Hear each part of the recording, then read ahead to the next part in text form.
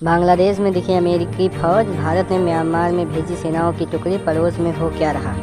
दक्षिण एशिया के संवेदनशील क्षेत्र में पिछले कुछ दिनों से सैन्य हलचलों ने के चिंता की लकीरें खींच दी हैं। एक तरफ बांग्लादेश के छठगांव में अमेरिका सेना के 100 से अधिक सैनिक पहुंचे हैं, वहीं दूसरी तरफ भारत ने म्यांमार में अपनी तीनों सेनाओं के 120 जवान को भेजा है।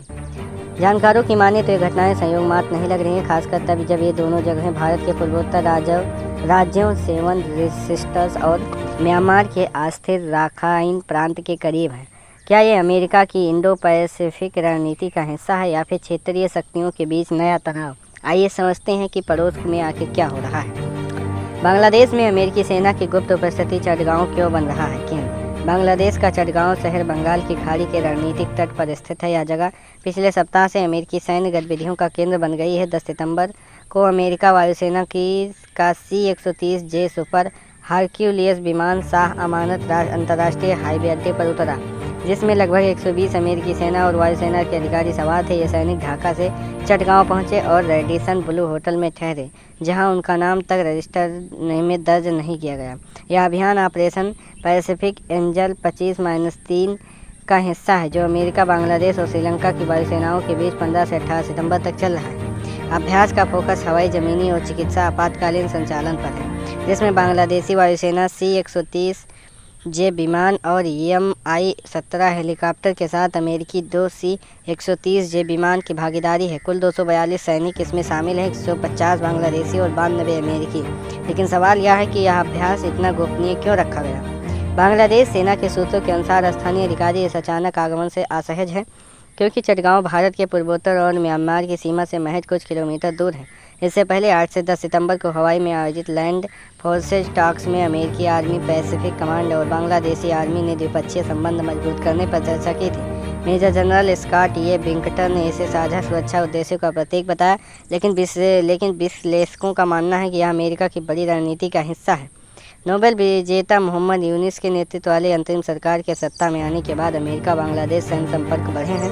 पहले ही टाइगर लाइटनिंग 2025 और ऑपरेशन पैसिफिक एंजल 25 जैसे अभ्यास हो चुके हैं। क्षेत्रीय चिंताएं भी बढ़ी हैं। भारत और म्यांमार में यह कदम भू राजनीतिक तूफान ला रहा है। चटगांव का स्थान बांग्लादेश की खाड़ी में महत्वपूर्ण है।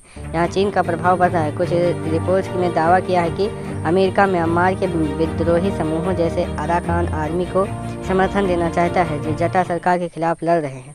बांग्लादेशी खुफिया सूत्रों ने कहा कि अमेरिका सैनिक 20 सितंबर को चटगांव छोड़ेंगे, लेकिन उनका उद्देश्य ट्रेनिंग, लॉजिस्टिक या रेकानीसेस सब अस्पष्ट है, यानी कि स्पष्ट नहीं है। भारत का कदम: म्यांमार में 120 जवान, संयुक्त सांस्कृतिक सैन्य आदान प्रदान। दूसरी ओर भारत ने भी चुपचाप जवाबी कार्रवाई की है।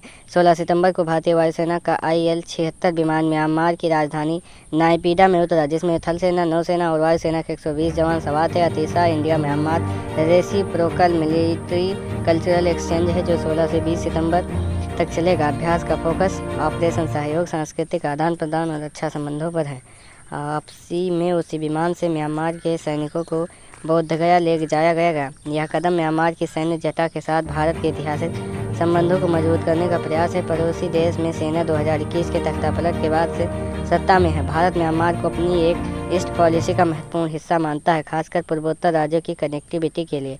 Kaladan multi modal transit project जैसे प्रोजेक्ट जनता के सहयोग पर निर्भर है, लेकिन अराकान आर्मी और अन्य विद्रोहियों के खिलाफ म्यांमार में गृह युद्ध चल रहा है। इस लिहाज से यह अभ्यास बेहद संवेदनशील है। यहाँ यक्स पर चर्चा कई यूजर्स ने इसे प्रॉक्सी वार की शुरुआत की, जहाँ अमेरिका बांग्लादेश के जरिए म्यांमार के विद्रोहियों को समर्थन दे रहा है और भारत जटा के साथ खड़ा होकर जवाब दे रहा है।